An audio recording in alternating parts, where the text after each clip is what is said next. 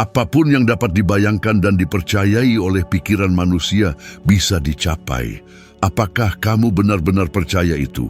Jika itu benar, maka semua yang menghalangi kamu menjalani hidup impianmu ada di dalam kepalamu.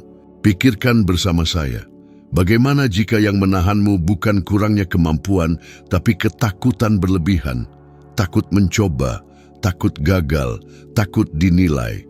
Takut mengetahui bahwa kamu punya potensi, tapi membuang-buang hari-harimu dalam keheningan. Bagaimana jika hari ini adalah hari kamu memutuskan bertindak dengan percaya diri meski tanpa kepastian? Sudahkah kamu berpikir berapa banyak kesempatan yang telah kamu lewatkan hanya karena takut? Takut gagal, takut dinilai, takut mengetahui bahwa sebenarnya kamu bisa menang tapi memilih bersembunyi. Hal yang paling menakutkan adalah ketakutan itu tidak selalu berteriak. Kadang ia bersembunyi di balik logika, kehati-hatian, atau lebih baik menunggu sedikit lagi. Dan disitulah ia menang. Karena ketakutan tidak perlu menghentikanmu dengan paksa, ia hanya perlu meyakinkanmu untuk tidak mencoba. Napoleon Hill mengatakan bahwa batasan yang kita hadapi bukanlah di dunia, melainkan di dalam pikiran kita. Ketika kamu benar-benar mengerti ini, semuanya berubah. Bukan keadaan yang menahanmu, tapi pikiran yang kamu pilih untuk percaya. Berapa kali kamu melihat dirimu di cermin dan berpikir, ini bukan untukku, aku tidak dilahirkan untuk ini, aku tidak cukup baik. Lebih buruk lagi, berapa kali kamu menerima itu sebagai kebenaran mutlak seolah-olah terukir di batu. Biarkan saya beritahu sesuatu yang banyak orang abaikan. Ketakutan adalah konstruksi mental. Itu bukan fakta, itu ide. Dan ide bisa berubah. Ilmu pengetahuan telah membuktikan ini. Studi dari National Institute of Mental Health menunjukkan otak kita merespons ancaman nyata dan imajiner dengan cara yang sama. Artinya, kamu merasakan dampak sesuatu yang bahkan tidak ada. Antisipasi kegagalan, rasa malu atas penilaian yang belum terjadi, sakit karena kekalahan yang tidak pernah kamu hadapi. Bagaimana jika hari itu tidak pernah datang, dan jika persiapan yang Anda tunggu sebenarnya hanya kamuflase yang rapi untuk ketakutan? Anda tidak sendiri. Menurut penelitian Universitas Scranton, 92% orang gagal mencapai resolusi tahun baru mereka. Bukan karena mereka tidak mampu, tetapi karena ketakutan gagal lebih kuat daripada keinginan untuk menang. Hal ini terjadi karena pada kenyataannya lebih nyaman untuk tidak mencoba. Kegagalan itu menyakitkan, tapi tahukah Anda apa yang lebih menyakitkan? Keraguan abadi tentang apa yang akan terjadi jika Anda mencoba. Oleh karena itu, langkah pertama untuk membangun kepercayaan diri bukanlah meyakinkan diri bahwa semuanya akan berhasil, tetapi menerima bahwa ketakutan akan selalu ada, namun itu tidak berhak mengendalikan Anda. Ketika Anda mulai bertindak meskipun takut, sesuatu berubah. Anda mulai menulis ulang identitas Anda sendiri. Anda keluar dari posisi penonton dalam hidup Anda dan mengambil peran utama. Ini tidak berarti melakukan hal-hal besar sekaligus. Bisa jadi hal sederhana, menelepon seseorang yang Anda hindari, melamar pekerjaan yang Anda rasa belum sepenuhnya siap, mengunggah konten yang mencerminkan diri Anda dan kebenaran Anda, membuka buku catatan, dan mulai menulis rencana yang telah Anda tunda selama berbulan-bulan. Tindakan tidak perlu sempurna. Yang penting adalah tindakan itu terjadi. Semakin sering Anda bertindak, semakin kepercayaan diri tumbuh, karena kepercayaan diri dibentuk dalam praktik, bukan hanya dalam pikiran. Kepercayaan diri lahir ketika Anda membuktikan pada diri sendiri bahwa Anda mampu, dan itu hanya terjadi saat Anda bergerak maju. Jadi beritahu saya, apa yang Anda tunda hari ini? Langkah apa yang Anda tahu harus diambil, tapi terus menunda? Dan jika Anda memutuskan untuk melangkah sekarang, meskipun gemetar dan takut, apa yang bisa terjadi? Mungkin tidak ada perubahan langsung, tapi sesuatu dalam diri Anda akan mulai berubah. Banyak orang menghabiskan seluruh hidup menunggu untuk merasa percaya diri sebelum mulai, menunggu waktu yang tepat, kondisi ideal, atau keberanian yang muncul secara ajaib. Tetapi kenyataannya adalah kepercayaan diri tidak datang sebelum tindakan. Itu lahir setelahnya sebagai konsekuensi. Ini adalah salah satu jebakan terbesar yang membuat orang terhenti. Mereka percaya bahwa mereka harus merasa siap untuk bertindak, padahal sebenarnya mereka harus bertindak agar merasa siap. Napoleon Hill memahami ini dengan mendalam saat mempelajari perjalanan orang-orang paling sukses pada masanya. Ia melihat pola, tidak ada dari mereka yang menunggu merasa 100% siap untuk mulai. Mereka hanya mulai, bertindak dengan keraguan, ketakutan, ketidakpastian, tetapi mereka bertindak. Dan gerakan konstan itu yang membuat kepercayaan diri tumbuh. Karena mustahil percaya pada diri sendiri tanpa bukti kemampuan Anda sendiri. Dan satu-satunya cara untuk membuktikan itu adalah melalui tindakan. Pikirkanlah, bagaimana Anda berharap percaya pada diri sendiri jika Anda tidak pernah menguji diri? Bagaimana Anda akan percaya bisa menyelesaikan masalah sulit jika selalu menghindar? Bagaimana Anda melihat diri sebagai seseorang yang mampu jika rutinitas Anda adalah mengatakan tidak pada segala sesuatu yang membuat Anda keluar dari zona nyaman? Kepercayaan itu seperti otot. Tidak ada yang lahir dengan otot bisep yang terbentuk, tapi semakin sering Anda berlatih, semakin kuat otot itu. Setiap keputusan kecil untuk bertindak, setiap kali Anda menghadapi ketidaknyamanan dan tetap maju, seperti latihan di gym kehidupan yang melatih pikiran Anda untuk percaya bahwa Anda bisa meskipun suara dalam diri berkata lain. Dan disinilah salah satu kisah paling kuat tentang topik ini datang. Theodore Roosevelt, mantan Presiden Amerika Serikat, tidak lahir dengan kekuatan. Dia adalah anak yang rapuh, menderita asma, pemalu, dan keluarganya menganggap dia tidak akan mencapai banyak hal. Namun Roosevelt mengambil keputusan radikal. Dia tidak akan menerima identitas itu. Dia dengan sadar memutuskan untuk membangun rasa percaya dirinya sendiri. Dia menjalani latihan fisik yang intens, terjun ke dunia politik, meskipun di awal diabaikan, menghadapi pertempuran, debat, dan tekanan yang bisa saja menghancurkan orang biasa. Namun dia bukan lagi orang biasa, karena dia memutuskan untuk bertindak seolah-olah dia sudah menjadi orang yang ingin dia jadi. Dan pada waktunya, dia menjadi seperti itu. Hampir tidak ada yang mengerti hal ini. Percaya diri sejati tidak lahir dari pujian orang lain. Itu lahir dari keheningan. Dari malam-malam ketika tidak ada yang melihatmu, tapi kamu tetap berusaha lagi. Dari saat-saat ketika kamu merasa takut, tapi memilih untuk bertindak tetap. Disinilah kamu mulai menghormati dirimu sendiri. Dan saat kamu menghormati dirimu, dunia mulai menghormati kamu juga. Jika kamu merasa ini jauh dari realitasmu, ingatlah terakhir kali kamu menunda sesuatu yang penting, sebuah proyek, sebuah percakapan, sebuah keputusan. Apakah kamu merasa lebih percaya diri setelah menunda atau lebih frustrasi karena itulah yang terjadi?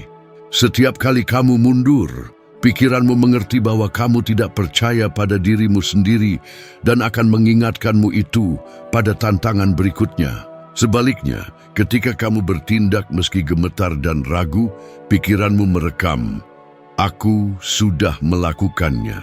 Dan itu menjadi dasar kepercayaan diri masa depan. Studi dari American Psychological Association menunjukkan bahwa efikasi diri, yaitu keyakinan bahwa kamu mampu melakukan sesuatu, tumbuh ketika kamu secara bertahap menghadapi tantangan dan mengatasinya. Meskipun sebagian, bukan tentang kemenangan besar, tapi tentang konsistensi. Kemenangan kecil setiap hari yang terkumpul dengan disiplin membangun fondasi yang kokoh. Sekarang bayangkan sesuatu, sebuah sumur. Kepercayaan diri berada di dasar sumur itu, tapi tidak ada tali. Satu-satunya cara untuk mencapainya adalah dengan menggali. Setiap tindakan keberanian, setiap keputusan berani, setiap langkah keluar dari zona nyaman adalah sekop yang kamu gunakan untuk mendekati air. Kepercayaan bukanlah hadiah, melainkan sebuah pencapaian. Dan pencapaian itu tidak bisa diambil dari Anda, tidak pernah. Berapa kali Anda merasa hancur setelah terjatuh, setelah melakukan kesalahan, menghadapi penolakan, atau mendengar tidak yang seolah mengubur semua harapan Anda? Berapa kali Anda menganggap itu sebagai akhir dari segalanya? Kebanyakan orang tumbuh dengan mendengar bahwa kegagalan itu memalukan, bahwa melakukan kesalahan berarti lemah. Jika Anda jatuh, berarti Anda tidak cukup baik. Kepercayaan diam-diam ini menahan mimpi, menelan usaha, dan memadamkan bakat. Tapi bagaimana jika saya bilang kegagalan bukan akhir, melainkan awal yang tersembunyi? Napoleon Hill adalah salah satu orang pertama yang mengungkapkan kebenaran ini, yang kini sudah dibuktikan oleh ilmu saraf dan psikologi perilaku. Makna yang Anda berikan pada kegagalan menentukan arah hidup Anda. Masalahnya bukan pada kesalahan itu sendiri, tapi pada apa yang Anda pilih lakukan setelahnya. Dan itu mengubah segalanya. Jika Anda melihat kegagalan sebagai hukuman, Anda berhenti. Tapi jika Anda melihatnya sebagai guru, Anda berkembang. Hill berkata, setiap kesulitan membawa benih manfaat yang setara atau lebih besar. Tapi benih itu hanya tumbuh jika Anda merawatnya. Merawat berarti belajar. Mengubah kegagalan menjadi bahan bakar. Kedengarannya mudah, tapi tidak. Karena ini membutuhkan kekuatan mental yang sedikit orang miliki. Kemampuan untuk terus percaya, bahkan ketika semuanya tampak salah. Pikirkan berapa kali Anda mencoba sesuatu dan hasilnya tidak sesuai harapan. Mungkin sebuah bisnis yang gagal, kesempatan yang hilang, atau hubungan yang berakhir meski sudah berusaha keras. Itu menyakitkan. Dan sering kali rasa sakit itu berubah jadi putus asa. Pikiran mulai berkata, ini bukan untukku, aku selalu gagal. Tapi jenis pemikiran itu adalah jebakan. Semakin Anda percaya, semakin itu menjadi kenyataan karena Anda berhenti mencoba. Sekarang lihat bedanya saat seseorang memilih melihat kegagalan sebagai langkah maju. Itulah yang dilakukan Alexander Graham Bell. Pria yang dikenal sebagai penemu telepon itu mengalami banyak kegagalan, prototip yang rusak, ejekan, dan malam-malam penuh keraguan. Tapi dia tidak pernah menganggap kegagalan itu sebagai tembok penghalang. Dia melihatnya sebagai batu bata. Setiap percobaan gagal adalah sebuah penyesuaian, pelajaran, dan langkah maju. Dia tidak menganggap dirinya salah, tapi dia sedang menemukan apa yang tidak berhasil. Ini yang memisahkan mereka yang menyerah dengan mereka yang meninggalkan warisan. Pernahkah Anda berpikir bahwa mungkin penolakan itu justru mengarahkan Anda dari jalan yang salah? Kesalahan itu mengajarkan sesuatu yang tidak bisa diajarkan oleh keberhasilan. Rasa sakit bukan akhir. Ia bisa menjadi proses pemurnian. Seperti emas yang disaring dalam api, kekuatan batin Anda diasah oleh kegagalan. Tapi untuk itu Anda harus punya keberanian untuk tidak menyerah ketika semuanya tampak runtuh. Ilmu juga mendukung ini. Sebuah studi dari Universitas Michigan mengikuti para pengusaha yang gagal namun terus mencoba selama bertahun-tahun. Hasilnya, mereka yang bertahan setelah kegagalan pertama memiliki 30% lebih banyak keberhasilan dalam usaha berikutnya dibanding yang tidak pernah mencoba. Ini menunjukkan satu hal jelas. Kesalahan mengajarkan, tapi yang belajar adalah mereka yang terus berusaha. Napoleon Hill sendiri mengalami hal ini. Dia berkesempatan mewawancarai beberapa pikiran paling cemerlang dalam sejarah Amerika. Namun, selama depresi besar, dia menghadapi kesulitan keuangan yang serius. Dia kehilangan kepercayaan, dukungan hilang, dan sempat bersembunyi karena takut akan pembalasan. Di dalam lembah yang dalam itu, dia bisa saja menyerah, meninggalkan semuanya. namun dia memilih memandang kegagalan dengan cara berbeda dan menggunakan pengalamannya sebagai bahan utama karya terbesarnya. Berpikir dan menjadi kaya tidak lahir dari momen kejayaan, melainkan dari debu, kejatuhan, dan awal kembali. Inilah sebabnya buku itu masih menyentuh banyak orang hingga sekarang. Jadi, apa yang akan kamu lakukan dengan kegagalanmu? Apakah kamu akan membiarkannya mendefinisikan dirimu atau menggunakannya untuk mengubah dirimu? Apakah kamu akan membiarkan kesalahan menjadi akhir atau menjadikannya pijakan? Kamu harus mengerti ini sekali untuk selamanya. Tidak ada yang membangun sesuatu yang besar tanpa tersandung. Tidak ada jalan lurus menuju keunggulan. Kesuksesan sejati bukan dari tanpa kesalahan, tetapi dari pengulangan usaha. Perbedaan antara yang menang dan yang menyerah adalah satu keputusan, melanjutkan atau berhenti. Ketika kamu memilih melanjutkan, meskipun terluka, tidak dipercaya, dan lelah, kamu berkata pada alam semesta, "Aku siap." Saat itulah sesuatu berubah. Rintangan yang dulu tampak seperti penghalang mulai menjadi dorongan. Kamu mulai menyadari bahwa setiap luka membawa pelajaran, setiap penolakan membuatmu lebih tahan banting, setiap kegagalan mendorongmu ke tingkat berikutnya. Tidak penting berapa kali kamu jatuh sampai saat ini. Yang penting adalah apa yang akan kamu lakukan mulai sekarang. Kegagalan bisa menjadi kuburan atau benih, dan pilihan itu selalu ada di tanganmu.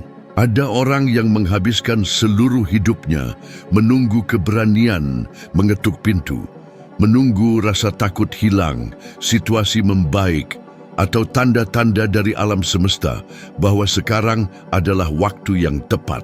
Tapi kenyataan pahitnya adalah itu tidak akan pernah terjadi. Keberanian yang kamu tunggu hanya muncul setelah tindakan dilakukan.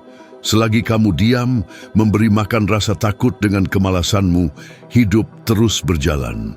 Kesempatan berlalu lewat jari-jarimu dan kepercayaan yang ingin kamu bangun tetap menjadi mimpi jauh. Kenyataan sederhana, rasa takut tidak memahami bahasa logika, tidak merespon pikiran positif, niat baik, atau rencana berlebihan. Rasa takut hanya mundur saat kamu bergerak, saat kamu bertindak, karena tindakan adalah satu-satunya bahasa yang tidak bisa dipahami rasa takut. Dia tidak tahu cara menghadapi gerakan, hanya menguasai saat ada pasivitas. Kalau kamu menunggu hari saat kamu merasa aman untuk melangkah pertama, maaf, hari itu mungkin tidak akan pernah datang. Keamanan datang dari latihan, kejelasan datang dari pelaksanaan. Kamu tidak perlu tahu seluruh jalan, cukup ambil langkah berikutnya. Disitulah keajaiban terjadi, karena tindakan memutus siklus keraguan. Kamu bertindak, belajar, sesuaikan, dan tiba-tiba rasa takut yang dulu besar mulai mengecil. Itulah yang dilakukan Andrew Carnegie, salah satu orang terkaya dalam sejarah dan mentor langsung Napoleon Hill.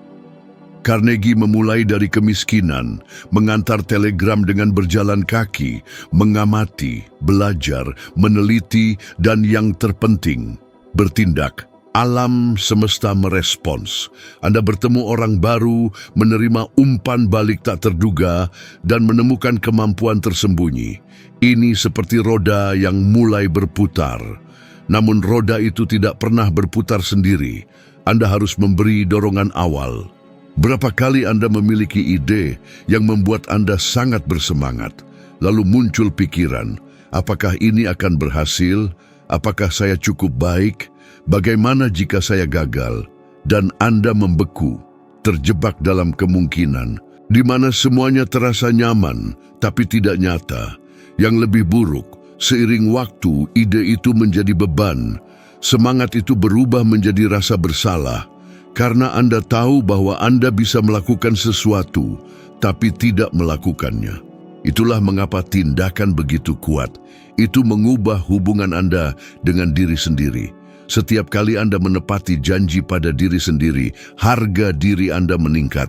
Setiap kali Anda bertindak tanpa tahu hasilnya, Anda mengirim sinyal dalam, saya bisa percaya pada diri saya sendiri. Seiring waktu, kepercayaan ini mengubah cara Anda berjalan, berbicara, dan mengambil keputusan. Anda berhenti minta izin, Anda berhenti menunggu pengakuan, karena Anda sudah membuktikan diri secara nyata. Studi dari Universitas Columbia menunjukkan orang yang cepat mengambil keputusan dan bertindak konsisten memiliki kepercayaan diri lebih tinggi dan kecemasan lebih rendah. Ini menunjukkan bahwa kejelasan yang Anda cari bukan dari berpikir, tapi dari bertindak. Gerakan mengungkap apa yang pemikiran sendiri tidak bisa.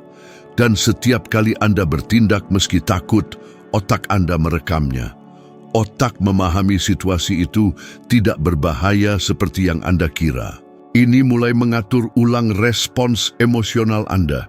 Apa yang dulu menimbulkan panik, kini menjadi kegembiraan. Apa yang dulu monster, kini hanya tahap lain. Tapi ini hanya terjadi jika Anda bergerak. Anda bisa membaca puluhan buku, menonton ratusan video, mengikuti kursus dan seminar. Tapi jika tidak bertindak, tidak ada yang berubah. Teori bisa mempersiapkan Anda, tapi hanya praktik yang mengubah Anda. Kebijaksanaan ada pada tindakan, dan kebebasan juga. Jadi pikirkan dengan tenang. Apa hal yang harus Anda lakukan, tapi selalu Anda tunda? Proyek yang sudah siap dalam pikiran Anda, tapi tidak pernah terrealisasi? Percakapan yang bisa mengubah segalanya, tapi Anda tunda hari demi hari? Pilihan yang menakutkan tapi bisa menjadi titik balik hidup Anda? Apa yang menahan Anda? Apakah benar itu ketakutan? Ataukah ketidakgerakan Anda yang justru memperbesar ketakutan itu? Anda tidak perlu semua jawaban sekarang. Anda hanya perlu melangkah, menelepon, mengirim pesan, memulai. Karena kepercayaan yang Anda cari ada di sisi lain dari tindakan pertama Anda. Dan jika Anda terus menunggu ketakutan hilang untuk bergerak, Anda akan tahu bahwa justru gerakan itulah yang membuat ketakutan hilang. Bukan ketakutan yang menghalangi Anda maju, tapi keputusan Anda untuk menunggu ketakutan pergi. Kepercayaan yang Anda cari bukanlah masa depan yang jauh.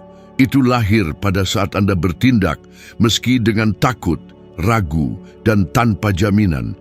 Dan setiap langkah yang Anda ambil, meskipun gemetar, membangun dasar transformasi Anda. Sekarang, jika Anda ingin terus berkembang, naik satu tingkat lagi dalam perjalanan pengetahuan diri dan keberanian ini, video berikut yang muncul di layar akan membimbing Anda lebih dalam. Di sana Anda akan belajar cara mengambil langkah berikutnya dengan jelas dan penuh tujuan, menjadi 1% lebih baik dari sekarang. Terima kasih banyak sudah bersama saya di sini. Saya akan menunggu Anda di video berikutnya. Mari kita lanjutkan bersama.